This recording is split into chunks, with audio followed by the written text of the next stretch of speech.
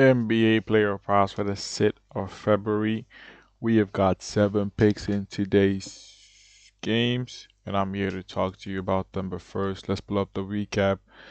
As you can see from the graphic, we went 7-4 with our picks. We had no demons and no live bets. Our units profit on the day was 1.44, 45. I'm gonna say we had one hook. I ain't gonna lie, the NBA right now is kind of weird. I don't know what's going on with the NBA. It's kind of weird to bet on it. So I'm gonna try to stay off teams that are tanking for the time being until after the All-Star break. But going to our losses from yesterday, we had Larry Markkinen over 30.5 PR. He did, for some reason, not play the fourth quarter. He only played 23 minutes in that game. Ends the game, I think it was 23 PR. So we kind of got fucked for no apparent reason because it was a close game. We just didn't see the fourth quarter. I think I heard the commentators say it was because they want to test the young guys. Like, bro, shut the fuck up. Put Larry on the court. Anyways, we had Phoenix on the spread. Somehow this team loses to the Warriors without Steph or Butler. Plus, what's it called? Dylan Brooks. He is not that guy in the clutch. I do not want to see Dylan Brooks with the ball in the clutch, man. Just get the ball off his hands. That guy is so dog shit when it comes to, performing under pressure. We got Paolo over his points. He hooks on 22, and we had Najee Marshall, our worst reader. I think he got like 30 points or something. He goes over by a crazy margin. But yeah, we cashed every single other bet. We had, like I said, no live bets and no demons. So that's all for the recap. We are back to being profited on straight bets on the months. You can see we're now plus 0.16. So you can see the first day of the year cooked us so badly, but we are back. And we also minus one unit on parlay, so that makes us total units profit on the month is minus 0.84, but we're bouncing back as usual. And our first pick of the video, we are fading OG to go under his RA at 8.5. Now, I don't know what the odds are, so I just put like a question mark on the odds on the Discord. So whenever the odds drop, I will update that. But I'm fading him to go under his 8.5 RA. The matchup is just tough for him. I see him mostly being on K Cunningham's ass, and I don't see him being in spots to get rebounds plus OG in tough matchups with Cat, with Hart, with Robinson, with Brunson and Bridges. In tough matchup, he only averages 7.2 RA and he's under this line in his 4 games. Obviously, it's a small sample, and most of these guys are questionable. Even if Cat sits out, even if maybe I think Hart is the one that if he sits out, it might be a bit of icky sticky situation because when Hart sits out, as you can see, he has a good hit rate with his RA, so you can be a bit wary of that prop if Hart sits out. So if you want to stay and wait until you know the news of Hart that you can do that. But I still fade him if Hart doesn't play because I see him mostly being on guarding K Cunningham. I don't see him being in spot to get rebounds. So we're fading to go under his RA. That's our first pick. Another lean in this game will be Cat under his PR. It's a tough matchup. He might maybe over his threes. Might be a good look over his threes, but I'm not taking it. So I'm just a lean of mine. Anyways, in this game, we're taking Jaylen Brown to go over his PRA at 40.5. It's been bumped to 41.5. 40.5 is my original line, so you can do like a goblin, that would be good. Anyways, Brown has a favorable matchup. As you can see, Brown in favorable matchup of the most PRA's position. He's averaging 41. So I have to put the minutes expected.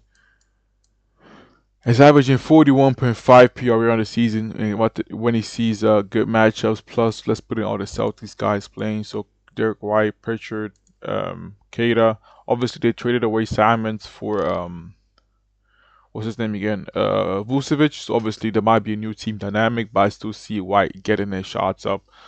So all his PRA literally just depends on me if he can score or not. So if Brown can score, his PRA should be easy cash. But if he can't score the ball, then we're cooked. Anyways, with all these 3 guys playing on the season, he's averaging 41.3 PRA, but for some reason at home, he's averaging more. He's averaging 44.3 PRA at home compared to on the road, averaging 38.7. But funny thing is, when he plays on the road, in general, he's averaging more PRA. So I don't know what it is. So apparently, in good matchups at home, he tends to go off. Plus, head to head against this team, he had 46, and then he had He had a 34, but in this game he went 9 for 24 from the field, and he had 0 assists on 5 potential. So obviously that was an off game, but we had bouncing back. Not bouncing back, we're having a better game this time against the Heat. My next pick, we're taking Derek White over his assists at 5.5.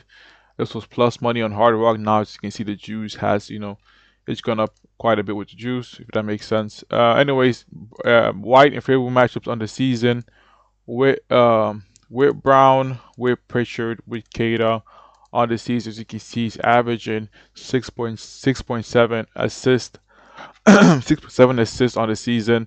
Only got under this line in 3 games. So you can see one of those games he had 5 or 6, 11 potentials. In this game, 5 assists, 6 potentials. In this game, 4 assists, 9 potentials. Um, Head to head against this team, as you can see, over in 1 game, other game he went under. So we're loving to go over his assist. Or plus Vucevic is in the team, so that's another guy who can get assists. Vucevic is a good scorer, so maybe even Vucevic now coming into the team isn't good. He might be a better chance to get assists because Kata obviously is a good center, but Vucevic is versatile. He can get threes, he can get twos. So it might be a more better spot for why to get assists. So taking his assists at 5.5 to go over. Those money two picks in this game. Maybe a Jaime Jaquez over his RA. Always PRA man. As you can see, 23rd, give up the most assists, give up the most outrageous position, the 23rd most outrageous. I can't speak. 23rd most outrageous position, plus Tar Hero is out, so that's a good look. I'll look at it later, more in depth. But anyways, in this game, we're taking Kyle Kuzma over his rebounds at 6.5. Head-to-head against this team, he's gone over in 1 game out of 2, but in this game he only played 16 minutes. In this game he played 35 and had 17 rebound chances. Against favorable matchups on the season, when he sees the minutes, so you can see with the minutes expected, when he sees the minutes, he's averaging 7.7 rebounds on the season. Only gone under this line in 3 games. 2 of these games he hooked. The other game he only had 1 rebound. So that's kind of weird. But also Giannis being out, as you can see, with Giannis being out, it makes it even much better. Averaging 8.3 rebounds with Giannis being out. So a lot of factors to point at it over for Kyle Kuzma to go over his line in this game. This Pacers squad cannot rebound, but they have added Zubac now to the team because they traded away Mathurin for Zubac. But according to the books, Zubac will not be playing this game, so we're gonna take Kuzma to go with rebound since this Pacers team still cannot rebound. So yeah, our next pick in the same game, we're taking Nemard over his points at 17.5. And now with one less scorer in the team in Mathurin, I see Nema getting more shots. So let's just factor that in. Let's put Pascal. Let's put in Neesmith and let's take out Mathurin. As you can see on the season, is averaging 19.9 shots on the season. When both these guys are in and Nemard is out, obviously Nemard is out forever, I guess now. Plus, as you can see, his shooting zones are really good. His matchup should be like AJ Green or something, and he should be left on isolation pretty often. As you can see, similar players against this team have been cooking this team.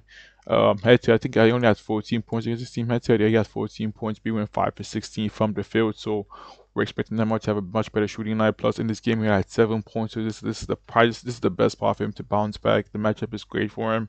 He had a shit game last time. He took 5 shots, so we have him bouncing back and taking a lot more shots in this game. At 17.5, I'd definitely take the over for sure. Yep. In this game, do I have a pick in this game? I keep forgetting my picks. Actually, crazy how much I forget my picks, bro.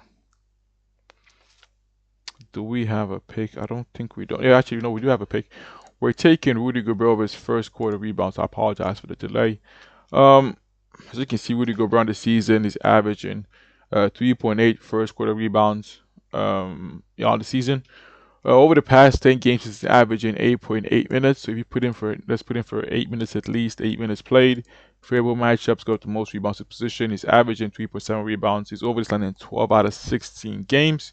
So you can see he had 3 rebounds, 0 rebounds, 0 rebounds, 2 rebounds. Basically, he's over this line quite a lot. Also, what I noticed is whenever he goes under his rebounds, like literally has no rebounds in the first, like in 1 game, he goes over, like as you can see, he had 0 rebounds, 4 rebounds. Can I put the max filter? Is it for 0 rebounds? Yeah, 8 rebounds. 7 rebounds. 0 rebounds right here. I mean, he had 0 rebounds in 5 minutes, but he played 9 minutes, 0 rebounds, and then he ended up with 5 rebounds in the next game. This is the Pirates. This is a big matchup for him to go over his rebounds. Head to head against this team, he's gone over in both games against this team. As you can see, both games against this team, he's gone over.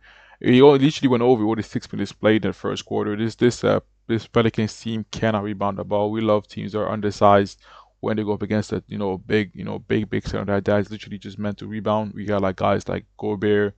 We got guys like Klingin that are just meant to rebound, and in such matchups, we love them to go over the rebounds. And first quarter rebounds for me for plus money, I'll definitely take the over for sure. You can also go for his rebounds, a normal prop at over, but the blowout risk is there, so I went for his first quarter rebounds instead. Even though I don't really see the Bulls blowing out the Pelicans, but still I'm gonna go for his first quarter rebounds in that case. Lean of mine, one of my guys in Discord said this. Kramer, if you're under threes, might be a good lean. But yeah. Anyways, in this last game, it's our last pick. We have. I haven't found any picks in this game so far. I was looking at Shaden Sharp over his points, also lean of mine, but just looking at it since the Grizzlies like have no center right now since Santi Dama is out, they have like no one to guard the paint. So maybe a Shaden Sharp, or then you have the over the points might be a good look since it's gonna be a free drive every single time.